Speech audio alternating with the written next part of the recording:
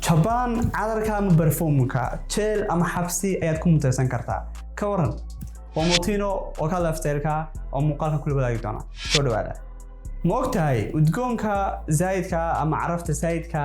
ama urta zaidka ee aad marsato in Japan ay ka dhigi karto inaad ku mutaysan karto xabsi Japan edebta iyo dhaqanka iyo soo kale wada noolaashu waa mid aad looga tixgeliyo tusaale ahaan basaska ama tareenada ama goobaha dadweynuhu iskugu yimaadaan cadarka ama perfume-ka ama udgoonka carafta zaidka waxaa loo tixgelinayaa in ay carqaladeynayso dadweynaha kula saaran baska ama gaadiidkaas ma aha wax sharci darro ah laakiin waa wax bulsho ahaan aan la aqbali karin sababtoo ah meelaha dadweynaha iyo bulshada isku timaado waxay u baahan yihiin wacyi iyo soo kale tixgelin taasi waxa ay tilmaamaysaa wax ka weyn udgoonka ama carafta fragrance-ka ama perfume-kuna waa mid kamid ah style-kaagana waa inuu tixgeliyaa bulshada aad la nooshahay haddii aad baska ama gaadiidka soo raacdo oo aad soo marto udgoon ama caraf zaida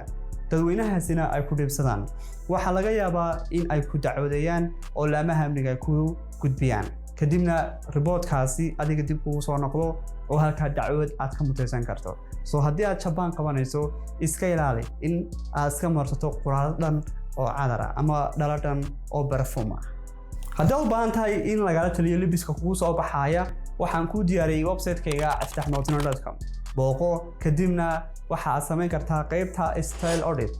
tag waxa aad ogaanaysaa habka libiskaagu yahay xaddiga libiska aad ka taqaano iyo soo kale levelka uu taagan yahay kadibna waxaan ku sameynaa personal styling wanaagsan nagu soo booqo bal adigu nala wadaag hal dhacdo cajiib ah oo aad kala kulantay bulshada ku dhex nooshahay